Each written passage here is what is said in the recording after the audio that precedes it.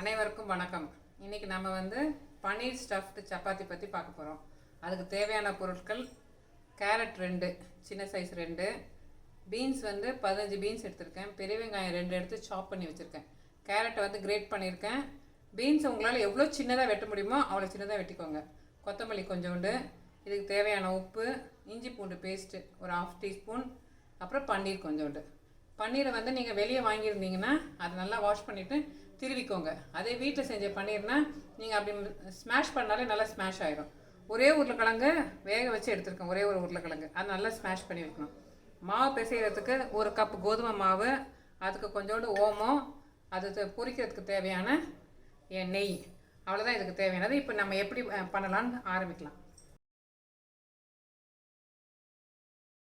ஒரு கடாய் ஆன் பண்ணியிருக்கேன். இரும்பு கடாய் எடுத்துக்கோங்க. இரும்பு கடாய் தான் உடம்புக்கு ரொம்ப நல்லது, அதனால் இரும்பு கடாய் எடுத்துருக்கேன்.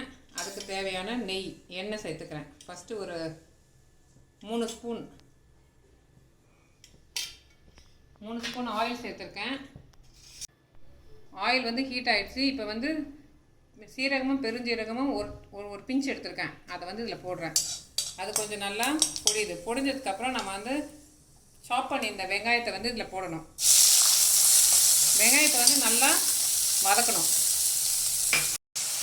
வெங்காயம் வந்து கொஞ்சம் நல்லா வதங்கிடுச்சு, லைட் கலர் மாறிடுச்சு. இப்போ வந்து இதுக்கு தேவையான, இந்த டிஷ்ஷுக்கு தேவையான உப்பு சேர்த்துக்கலாம்.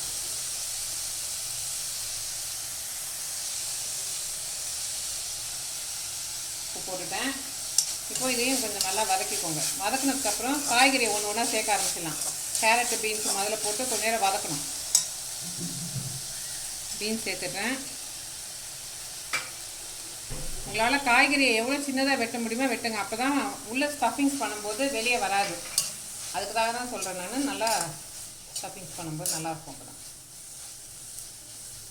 உப்பு போட்டேன். இப்போ வந்து ஒரு பிஞ்சு மஞ்சத்தூள் சேர்த்துக்கிறேன்.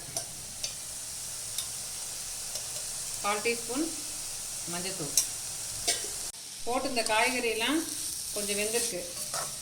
வெந்ததுக்கப்புறம் இப்போ வந்து இஞ்சி பூண்டு பேஸ்ட்டு ஒரு ஸ்பூன், 1/2 ஸ்பூன் எடுத்து வச்சுருந்தேன், அதை போடுறேன். அதையும் கொஞ்சம் நல்லா வதக்கிக்கணும். எல்லாமே வந்து சிம்மில் வைங்க. இஞ்சி பூண்டு பேஸ்ட் ஒன்று போட்ட உடனே சிம்மில் வச்சுருங்க, ஏன்னா வந்து அடிப்பிடிக்க ஆரம்பிக்கும். நல்லா வதக்கணும். அந்த பச்சை வாசம்லாம் போகணும். போனதுக்கப்புறம் இதுக்கு தேவையான மிளகாத்தூள், சீரகத்தூள், அப்புறமேட்டு மிளகுத்தூள், இது 3 சேர்க்கணும். மிளகுத்தூள் வந்து 1/4 டீஸ்பூன். அதே மாதிரி சீரகத்தூள் வந்து 1/2 டீஸ்பூன். சீரகத்தூள் வந்து டைஜஷனுக்கு நல்லது, அதனால் அதை சேர்த்துக்கோங்க. அடுத்தது மிளகாத்தூள்.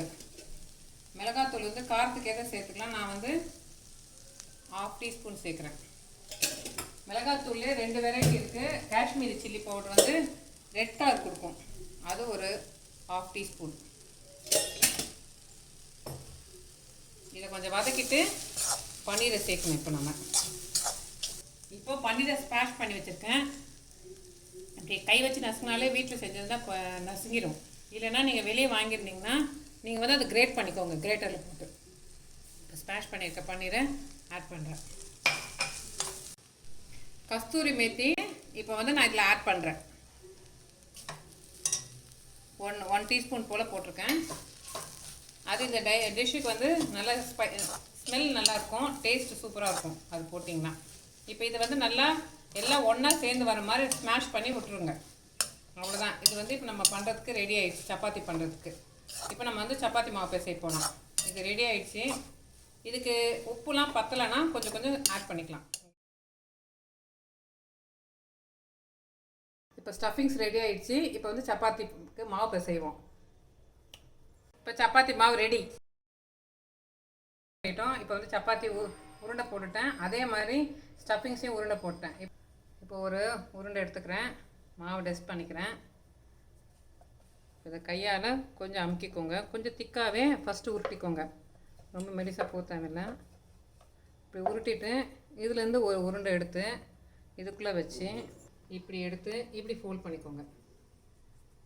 ஒன்று மேலே மேலே ஃபோல்ட் பண்ணி மொத்தத்தையும் கொண்டு வந்து இப்படி ரொட்டேட் பண்ணி இப்படி வச்சுக்கோங்க.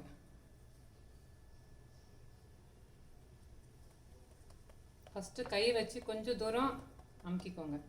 அப்புறம் லைட்டாக ரொம்ப ஹார்டாக பண்ணாதீங்க, மெதுவாக பண்ணுங்கள். கொஞ்சம் மாவுலாம் வெளியே வந்துச்சுன்னா, ஸ்டஃபிங்ஸ் வெளியே வந்துச்சுன்னா மாவு போட்டு போட்டு உருட்டுங்க. இப்போது ஹாட்டான தவாவில் போட்டு இதை நம்ம ஃப்ரை பண்ணி எடுக்க போகிறோம். இப்போது தவா வந்து ரொம்ப ஹாட் ஆயிடுச்சு. இப்போ நம்ம சப்பாத்தி போடலாம். இது வந்து உள்ளெல்லாம் நல்லா வேகணும், அதனால சிம்லேயே இருக்கட்டும், சிம்மில் இருந்தே வேகட்டும். இப்போது திருப்பி போடுவோம். 2 சைடும் கொஞ்சம் லைட்டாக ப்ரௌன் ஆனவுடனே நெய் ஆட் பண்ணலாம்.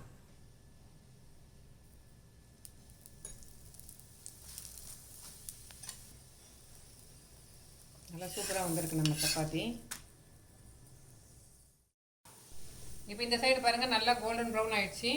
அந்த சைடும் கோல்டன் ப்ரௌன் ஆகிடுச்சுன்னா நம்ம இதை வந்து எடுத்துடலாம். நம்மளுடைய stuffed chapati, paneer stuffed chapati ready.